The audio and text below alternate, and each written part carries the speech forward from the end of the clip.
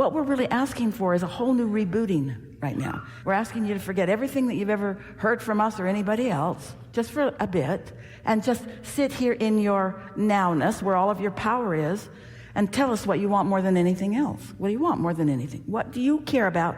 Prioritize it for us. What do you care more about anything? What do you care more about? Living a happy life with my wife and writing. Well, now you complicated it. Oh, sorry.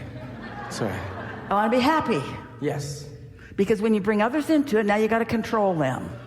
Yes. Or perform for them or behave for them. But I want to be happy. So then when we say to you, in order to be happy, you have to accept that when you saw them hurting, you asked for them to have relief. When you saw them afraid, you asked for them to feel strong and secure. In other words, all through everything that you lived with them, you put rockets of desire, and your inner being heard them all, and that's all being tended to.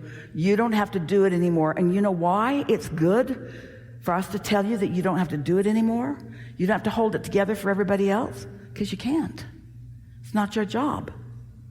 It's not your job. It's your job to want those things because they bring you happiness, and then to be happy.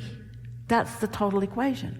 Is it too much to ask? Is it too far off from what you've always thought about? Is it too far away from the service that you've been taught that you're supposed to offer? Do you know that there's not a greater service that you can offer than to be in complete alignment with your inner being and holding someone as your object of attention, like the best waitress that Esther has ever experienced in her lifetime did last night? She was tuned in, tapped in, turned on, and fully herself. And everything about her was just lovely to be in the vicinity of. And the nice thing is, she didn't do it for them. She just does it because that's how she's come to know that she feels the best. Having her hair on fire at work didn't work for her, so she just started relaxing more. Trying to take care of 10 tables at the same time didn't work for her, so she just did one at a time and did it well. And so the same is for you. So you want to be happy. Why is it hard? We think you are happy. We think you are happy, but I think all of you have been coming to Abraham too long. We really do. We think that somehow between your life and what you've heard from us about your life, that you think that it's hard work. Can't be that easy. You mean really? I was worthy when I was born, and I don't have to try hard to stay worthy or get worthy because I wasn't? You mean I am so love and so good that I got to come and I got to figure stuff out on my own? I didn't have to follow somebody else's rules. I got to figure it out on my own. Are you saying, Abraham, that I was so good that everything I lived caused me to put my preference into some vibrational spaceship or some spooky place that you've defined as there that I can't even see? So I put my stuff in the vortex, and are you telling me that just my wanting it has put it there, and because it's there, therefore it is, and all I have to do is just let it be by being happy? Yeah. Are you saying, Abraham, that everything that I'm doing to try to prove myself worthy of those things that are over there are working against me? Yeah. Are you telling me that the harder I work at trying to do the processes and understand what intent is and understand what the emotional guidance scale is and understand all of that, step 1, step 2, step 3, are you telling me that I've complicated all of that to the point that it's sort of working against me? Sort of, kind of. If we were meeting you all for the first time today, we would say, here's the story, Morning Glory. Now you're here, never mind how you got here. You wouldn't believe it anyway. Here you are, splat. Here you are, and life is giving you opportunities to choose from your perspective for yourself what you want. And when you make a choice of your preference, it's set in vibrational stone, so to speak. And everything wonderful about what you've asked for has already been gathered up for you, waiting for you to find the portal. Remember when we used to say, get into the vortex? What's the portal? I feel pretty good. I feel easy. I feel nice. I feel complimentary. I feel optimistic. I feel satisfaction. And most humans say, that cannot possibly be the price I was told that I have to pay in order to enter the kingdom of heaven. That cannot be possible, Abraham. You're trying to get us to all go to hell. You're trying to trick us into not doing the things that we were supposed to do by serving others and by making everything that's important to them so important to us that we try to do the impossible our whole life, attract good stuff to them through us, because that's how we make it into the wherever it is that we think we're supposed to go. It's hard to hear, isn't it? It's hard to hear that you're already good and getting gooder every minute. It's hard to hear because you see people who are being something that you don't think is all that good. And you know why they're behaving that way? They've lost track of their portal and they don't feel good about themselves. And so they're fighting for something that they can't ever find by fighting. You don't get to love through war, through bombs, through immigration, through snatching people out of their houses. You don't get to good by pushing unwanted away.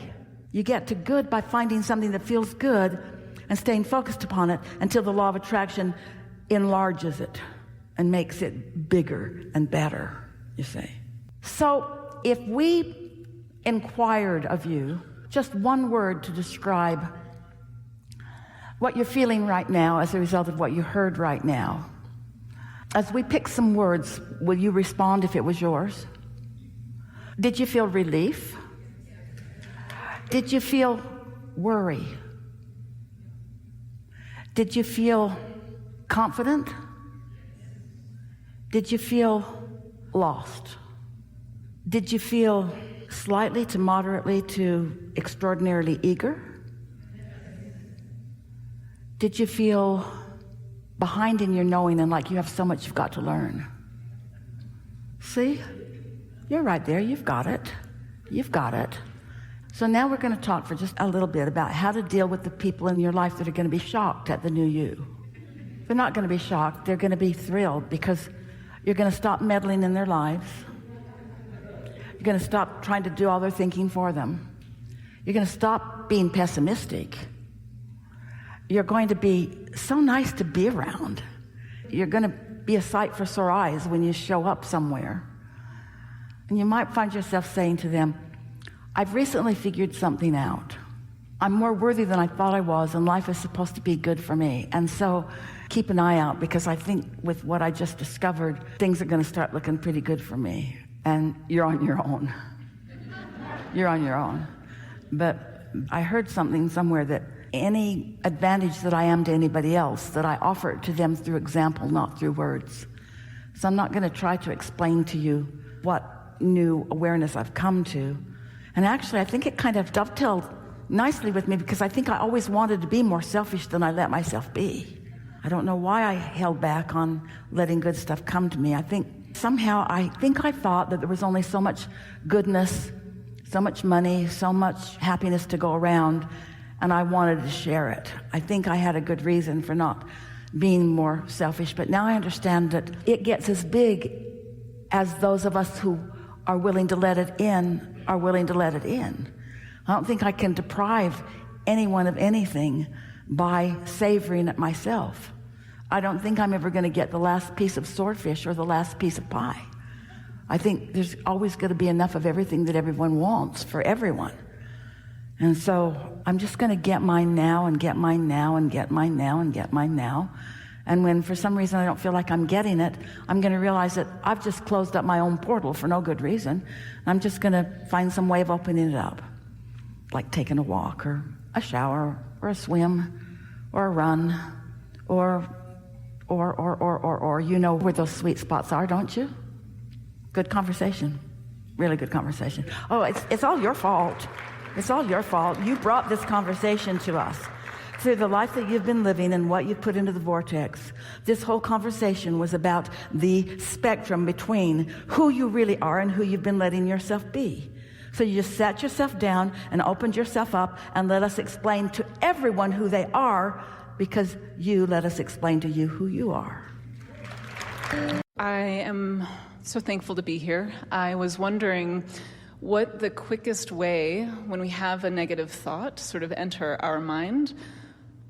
I know one way is to just turn and go in a different direction. Yeah, if it just got there and it doesn't have a lot of attraction power, the sooner you recognize it and then change the subject, the better. Because if you don't change the subject, it will get bigger. And so there's no really set rule for that, because you get so you know whether there's any meat in it for you. In other words, sometimes you just want to chew on something because you want to launch as much out of it as you can. But mostly, as you just get to realize that this doesn't feel good and therefore it really doesn't have any value, trying to solve a problem never solves a problem.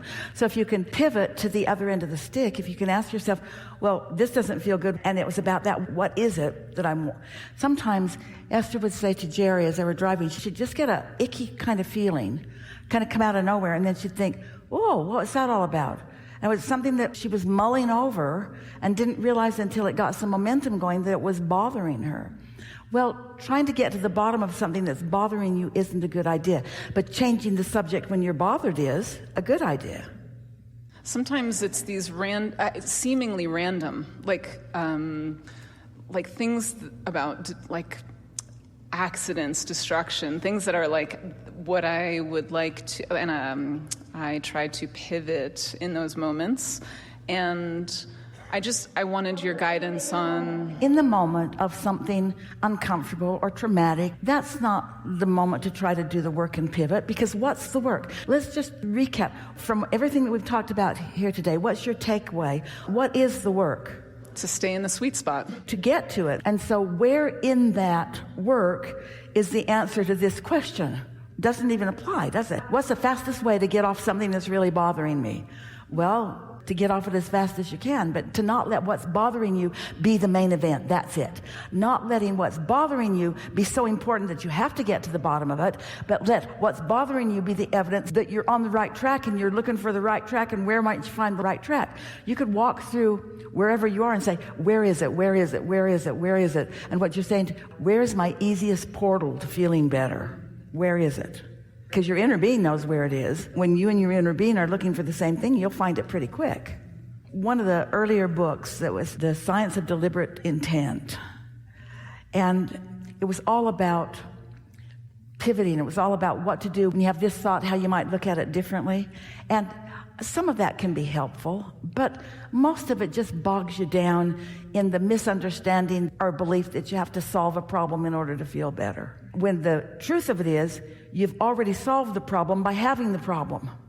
You already solved the problem by having the problem. You gave birth to the solution when you were contemplating the problem. So you've already solved the problem. So now the question is, how can I get to the solution? And it's through a happy thought, not through the negative thought of clamoring with the problem. We're going to throw this in because it's the reason why you do it. You find yourself in the middle of a negative emotion. And at many levels of your being, you know it isn't what you want. You know it isn't where you want to be. But there you are. And then you feel defensive and like you have to justify it and rationalize it. That's why sometimes when you try to talk yourself out of it, you keep ending back in the same place trying to explain how you got there. So we're going to ask a poignant question. Why would you spend any time trying to figure out how you got to some place you don't want to be? Here's another really good example of that. Again, monster bus is on Esther's mind these days. This is the place where it was the most fun to drive because it's wide open spaces and great big campgrounds to put this big old monster bus in. So something that happened often with the monster bus is they would be coming to a confusing place on the highways. And they would know that this was a confusing place before. And so they would try really hard to get it right this time, and they'd make the same mistake again. And Jerry would say, oh, I remember this mistake now. But it was because they were trying to avoid making the same mistake. And so they, more often than not, made the same mistake again. And it's not easy turning a 45-foot bus around or towing a Cadillac behind it. You know, you got to go a long way. You only take those buses where big things go. And so it made them really want to get it right, which made them not want to get it wrong, which made them keep getting it wrong and keep getting it wrong. It's like that, isn't it? Thank you. Yeah. Our usual answer is just stop doing that. It's like hitting yourself over the head with a hammer. Just stop doing that.